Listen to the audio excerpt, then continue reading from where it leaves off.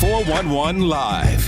Where you can learn about issues that affect us every day. State of world, 411 Live. Real people, real talk. Made to help people in our community in every way. For your girl, 411 Live. Hello, this is the 411 Live. Real people, real talk. I'm Beverly Taylor. One of the risk factors for someone becoming a victim of sex trafficking is if they have sexual assault in their past, in their life. That makes them vulnerable. A sex trafficker will zero in on that vulnerability. Today, we have guests who are joining us to talk about 5 generations of sexual assault. And we're calling this generational molestation. The story is incredible. I was about to say that some may find it a little difficult, but I don't think anyone should avoid listening to this story because it really, really brings awareness and brings things home. And my guests are so willing to talk about this and reveal so many things. And I thank you both for doing that. We have a mother and daughter here. Elizabeth Brown. Yes. That's the mom. Yes. And the daughter, Amazshea Lee. Did I Yes. say that right? Yes. You said that. Yes. They are also authors. So we're going to get into their book too, because they are telling their story because they want to help other people. And I believe it will. We're going to get right in here because we have a lot to talk about. And when I was talking to you on the phone, I was just like, my mind was blown. It was just like, what? Yes. What? But this is happening. And your story is not unique. No. Although for me, it's unique, but it's happening. It's Yes. happening. And because you guys are willing to share, more people will talk about it. And you were talking about that silence. And that silence, that's a problem. The silence is the sickness of child molestation and also any trauma. Yeah. I'm a believer that when you are violated at a young age, your violator takes your power because he takes your voice or she takes your voice. We are, as you stated earlier, 5 generations deep in my family of us surviving molestation inside the family. My grandmother was violated. My great-grandmother, my mother, myself, my daughter, and my little sister as well. When I first came out with my first book, I found out, I thought then that I was the third, but then my daughter came out with hers as well. And it was just, like you stated, mind-blowing. It is mind-blowing. What's even more mind-blowing is to know that we suffered in silence, that we shared what we would call a rites of passage that was passed down of being a strong Black woman and living in our truth within ourselves. So I learned from my mother how to deal with it, not to deal with it. And what I didn't know, that I had passed that on to my daughter, because when I asked her why didn't she tell me, she stated that she wanted to be strong just like me. And if I could live with it and deal with it, then she could too. Wow. So that broke your heart. Destroyed me. Because it's one of those things when you don't understand that your children don't do what you say, they do what they see you do. And that although all of those years that I put a smile on and pretended to be okay, I learned that my daughter also, from the time she was 9 till she was 12 years old, she pretended to be okay for me. For you. And I pretended to be okay for my mother. Yeah. So that, kind of destroyed me. Let's talk about what happened to you. I was 7 years old. My older cousin, I think he was about 16 or 17. I looked up to him, role model, protector. We went to my aunt's house it was a barbecue. basically all the family would get together at my mother's oldest sister's house. And, in Black families, we get together, the kids go play, the parents get together, they drink, they, Right. converse. My cousin approached me to help him take a basket of clothes in the basement, and then he would give me a sneaker. I didn't know at that time that I was being given a sneaker and my innocence was going to be taken, but that's exactly what happened. Wow. Took me into the basement. What I didn't understand then, but I do understand now, that there was grooming prior to that. Where my grandmother would give him, because he was the older cousin, so she would give him candy and stuff like that to dispute among the kids, and he would give everybody equal pieces until I was getting ready to walk away, and he would grab me and be like, here, Liz, here go 10 extra pieces. Shh, that's our secret. Ah. And it went from that. If I could hold that secret of candy, then it was the secret of me allowing him to see my underwear and so on and so forth. And I'm understanding that now as far as how the grooming plays along and how stranger danger has no relevance here, that it's the people you love, it's the people you trust. The vampire is basically invited in. Right. It's the people that you trust. And I'm also understanding in my survival today is that a child that's been touched will touch, but a child that's been taught will teach. So understanding that by breaking our silence, we break the generational cycles that continue to perpetuate themselves. Because my mother did disclose to me at 7 years old, me and my sisters, because I have 3 sisters, my mother had 4 daughters, that she was molested. But at 7 years old, what is molest? So that's another reason why we started to write the Busy Bee books. Right. To become familiar with the verbiage, molestation, what it is, what it looks like, how to follow the gut feeling. If it feels wrong, then it is wrong. Speaking the truth about the games that we play as children, hide, go get it, house, doctor. These are also games that sets to start to perpetuate that cycle, being silent and playing those games amongst other children who has been touched as well. Right. And so you become relaxed when it comes to the next step, which is someone taking you in the basement and asking you to take your clothes off. Yeah. That's kind of like grooming. Correct. Yeah. So your mom tells you at 7 that she was molested. Yes. You don't really get it. No. And I guess she was telling you as a way of protecting you. Correct. Okay. She was telling me and my sisters as a way of protecting us, but it was never broken down in layman's terms of what molest was. She was just like, I was molested by my brother. I didn't understand that at 7 years old. Like, Right. oh, okay, whatever that is. But and the same way that her mechanism of how to protect us by telling us, my mechanism for my daughter was to create this my monster, which was a man. I would tell her, did he touch you? He didn't go in the bathroom. So in her mind, she was ready to defend herself when it came to a man, and she was violated by a woman. Right. So it was one of those things where we were trying to protect our children. Right. But it's not what you say, is like how you say it, and it needs to be broken down in layman's terms for children to understand what it looks like, what it sounds like, and what it is. Yeah, yeah. Amashea, so your mom is talking to you, and what does she tell you about? She's telling you, watch out for men, or?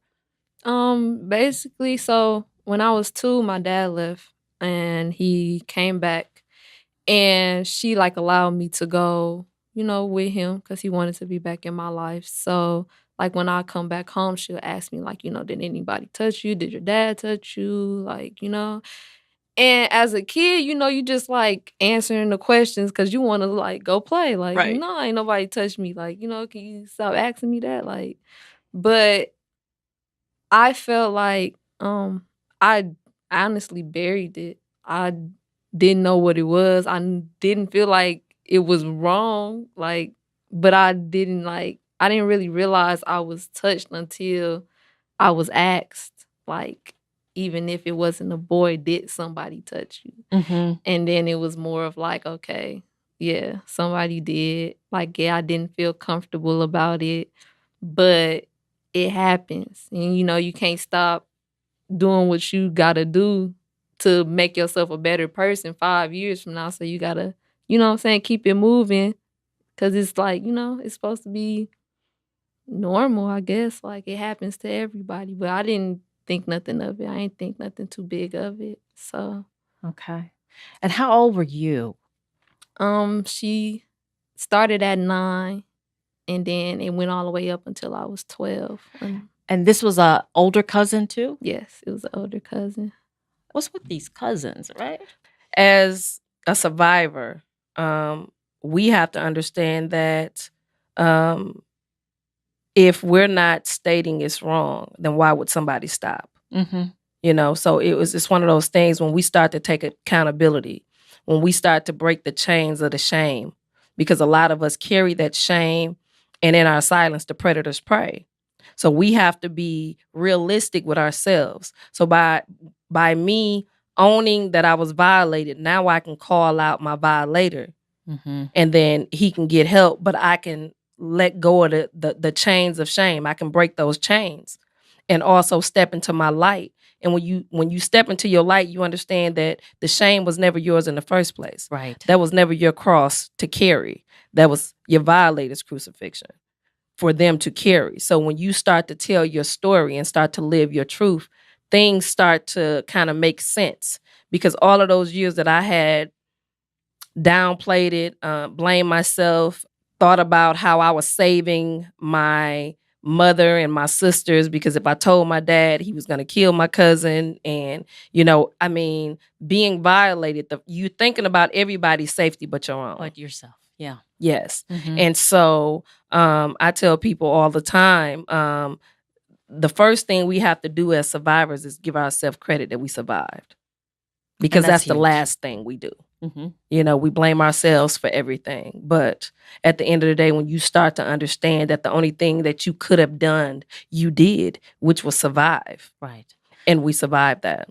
So you were telling her, you were asking her questions when she went somewhere, did somebody touch you? Yeah, blah, blah, did blah. he? Did he? Mm-hmm. Now, did you tell her that you had been molested? No, I didn't, because you didn't tell her that. No, she didn't know that. I didn't even know that I had been molested. I didn't figure out that I had been molested until I was 30. I was having a conversation with my fiance about a little girl that was violated, and he said something that triggered me. That the uncle that was violating this little girl gave her candy. And in that moment, it took me back. I could smell the basement. I remember the ringer washer that was in the basement, how he took me in the back. Like, in that moment, it all came rushing. Wow. But what I did know, I didn't understand the process, but I was such an angry child, and I never understood the method to my madness until everything started to come back to me. Why I was so violent in these relationships with men. Why I didn't, I would give a woman or a girl 10 times, she could say and do whatever. Cause I'm like, girl, whatever, right. But a man is like, no, I'm automatically on 10. I'm in his face. I'm trying to destroy something. And I never understood what that was. My mother had sent me to anger management and all of these things. But now I realize being 43, that was my 7-year-old self that had vowed never to be hurt by another man again in my life. So it was one of those things where it was like, well, we have to understand as survivors too, if we don't reveal and heal from our childhood traumas, that child continues to show up. In times and places and spaces that will wind you up in jail or in prison, and you don't understand why you're blacking out and why you're so angry, but that be your child. I didn't know that my adult self would be the person that would save the 7-year-old Liz. Yeah. But I was. Yeah, absolutely. Have to go back. You have to go back. Past. And the way that I explain my story is like,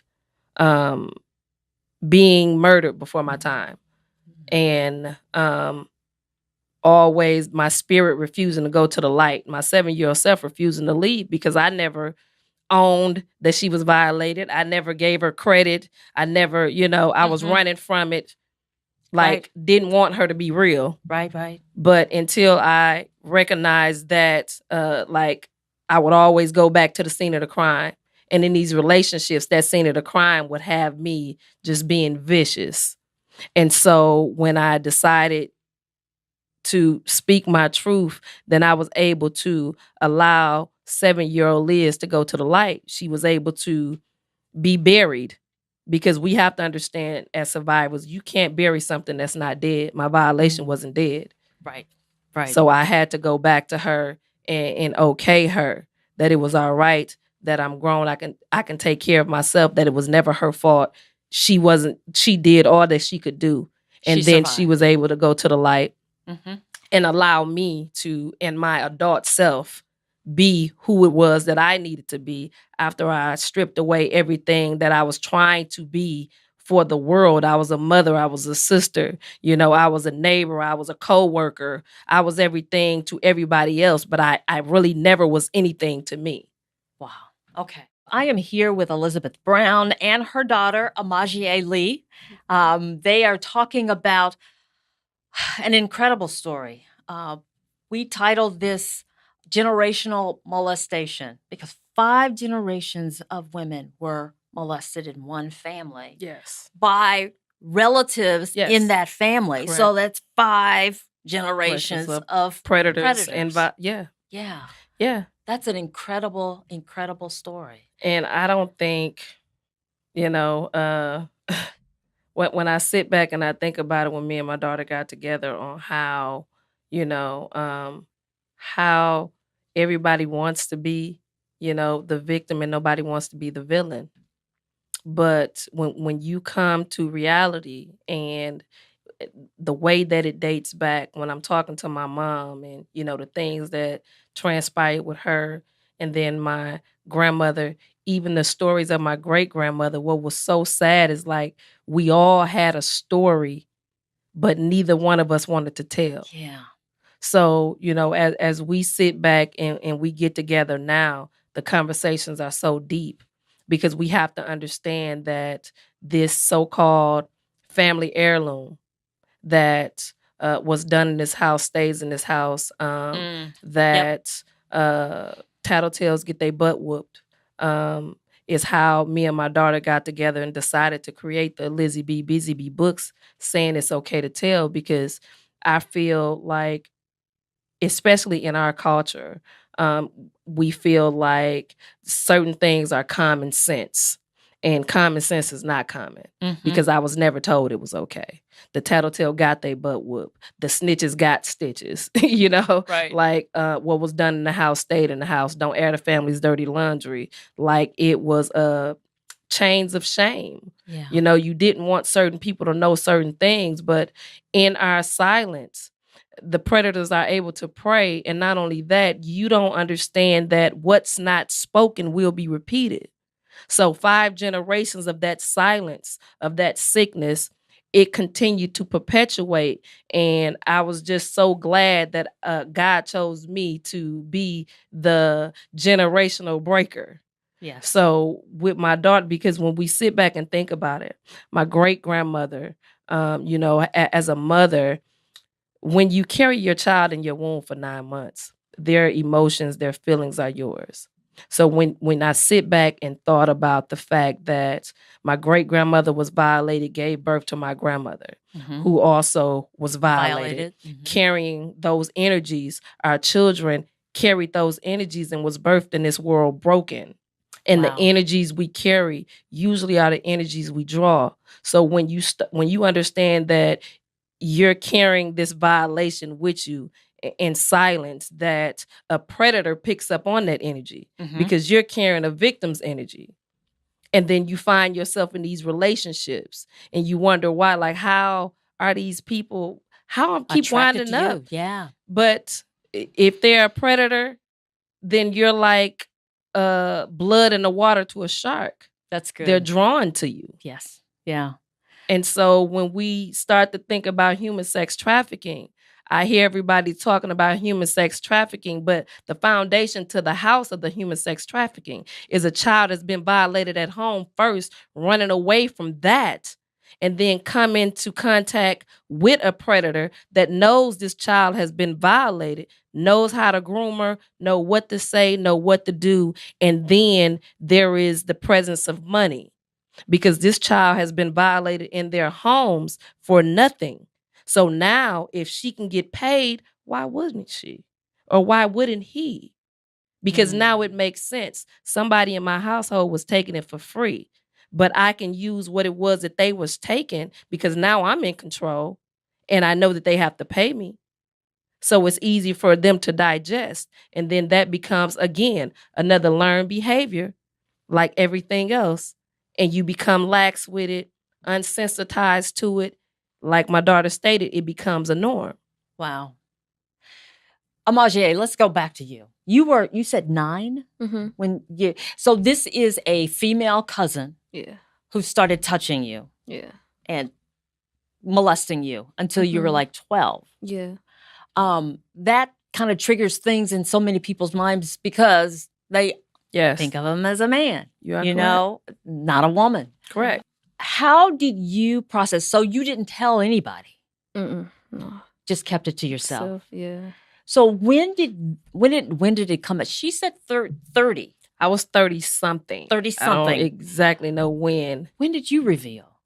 Well, I didn't tell my mom until I was 18, but I knew when I was 12. She tried it again when I was 12, and at this point, like, I was angry. So it was a fight that happened, and it was just more of me telling her, like, you're not finna keep doing this to me. And after that, like, I left the room, and it was like the family was around because it was a family gathering. I left the room, and I just, I was being myself. Like, I was like, ain't nothing happened. And, now, like, when I see her, it's more of the fact that I'm uncomfortable and, like, I'm ready to, like, destroy everything around me. I think the difference now is that, like, now that I'm 21, I'm actually sadly going down the same path as my mom. I'm more angry than I was because I'm really like a real bubbly person, like not really into like getting involved with people unless they want to get involved with me. And it's more of like, I'm a light, but when I feel threatened or I feel like somebody's just trying to have one up on me, I get angry. And I never been this type of person before. So it's like I'm dealing with it. But I feel like even in that moment, I felt bad for her because she was going through abuse. She was getting like beat on for little The things. cousin. Yeah, the cousin. So the nights before it would happen, like, you just hear glass breaking in the kitchen and cussing, and she'll come in the room crying. And I feel like that's when she basically took my kindness for weakness. Cause then, like, as she was crying, like, I'll just be like, it's okay. And in this house, I had to sleep in my cousin's room because my aunt had a son, and then it was the girl cousin. But it was plenty times I was just like, no, I want to sleep, you know what I'm saying, in my cousin's room. My older cousin, he was a boy. And she was like, no, you girls sleep in girls' room and, boys sleep in boys' room. And I used to hate going in the room. Yeah. But, like, I remember everything that happened. I remember really leaving my body when it happened and just wanting to go to sleep after. And Me then too. I told my dad. Me too. I told my dad. And my dad told me, like, don't tell your mama because she ain't going to let you come back over. And that was that. So it was just like, okay, The silence. since he's not protecting me, and I know if I tell my mama, like, and my dad just came in my life, so I know if I tell my mama, I'm not coming back over. Like, my mama finna beat my daddy and everybody over here. Literally. So I know she ain't finna let me come back over here. So it was just like, okay, like, I'll deal with it because I want to be around my dad, even though, he came out to be nothing, so it wasn't even worth it. But Yeah. sacrificing. You was a kid. Yeah. Right. So you're in that process. Your mom said she had to go back as her adult self to Mhm.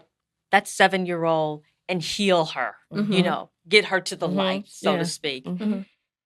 You haven't done that yet, have you? Well, I have, cause so yeah, when I was molested from 9 to 12, I was raped at 17.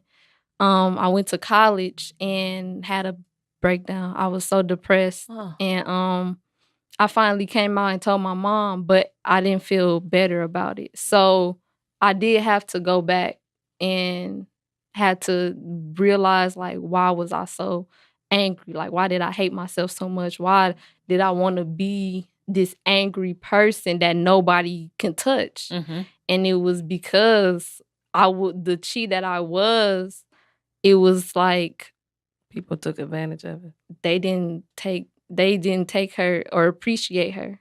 Yeah. And I didn't appreciate her. I hated her for so long because it was just like, if you was this person that was untouchable, nobody can't mess with you, it would never happen. You blamed yourself. I did. I blamed myself a lot. I hated myself a lot. And I was doing things that wasn't me.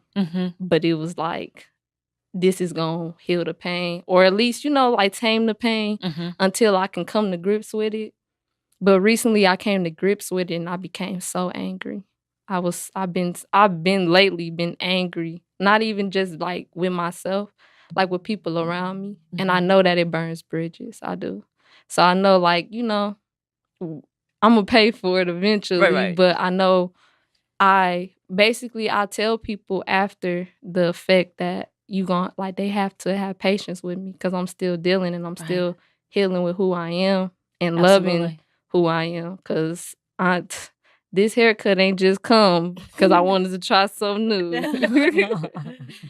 So yeah, I'm dealing and I'm healing, but all I can really say is even through all the pain and all the hatred of myself, I always felt bad for them. And I didn't never feel bad for myself. Like, I always felt like I knew better, but I didn't because I was a kid. Yeah, absolutely. So Absolutely. yeah, I'm still healing though. But you have a voice. That's Yeah. the big thing. Yes. You have a voice because you guys have, and we've got two of them, but this is a series of books, right? Yeah, it's the trauma series of Lizzie B. the Busy Bee books, and then we'll be creating the healing series. Right. So we walk through childhood traumas of child molestation, human sex trafficking, an absentee parent, incarcerated parent, suicidal thoughts, what Black children should do when they come in contact with the police, depression, abuse. So You're covering a lot of subjects. We are. I like this. Lizzie B, the Busy Bee, It's Okay to Tell. And this Yes. one is Lizzie B, the Busy Bee, I'm Not for Sale. Yes. So who did you guys collaborate? Did one write one and one? No, we collaborated on every last book. It was one of those things where, if she come up with ideas and I come up with ideas, then we'll get together and then I'll go over what I had.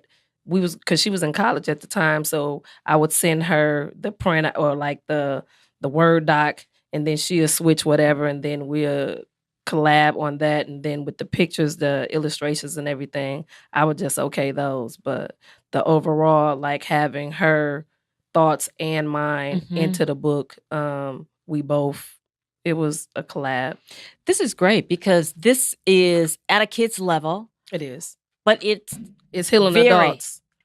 It's healing adults because a lot of times as an adult, it be your child self. Like I didn't had so many parents that has got the book and just broke down and went to crying and was like, if I had this when I was younger, and it's one of those things. I just really feel like as a people, we have to get back to the ABCs and the 1, 2, 3s of things. Everything is so educated. Everything is so advanced. But at the end of the day, when you are an adult, you have to tap into that child because that is the foundation of the adult that you are.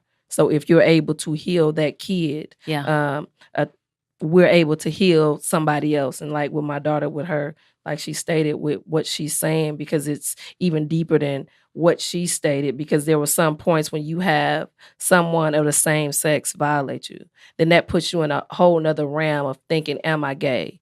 And she went through that stage, questioning her sexuality. Mhm. And that's another reason we have to have those conversations with our children, because what I'm learning, even in her rape, the guy that she was dating, he learned how to have sex through pornos. So when a woman in a porno is saying no, but at the end she winds up enjoying that, you have to also understand that this child is only doing what he taught himself to do, What he thought was acceptable. period. And so when we're not having real conversations, when we're not sitting down and breaking it down to our children, because a lot of parents that I speak with, like, I just don't want my kid to be grown before their time. Mhm. And my answer to that, you can either educate your children to be grown to protect them, or not educate them and allow somebody to prey on them and they become physically grown. Because at 7 years old, I knew what sex was.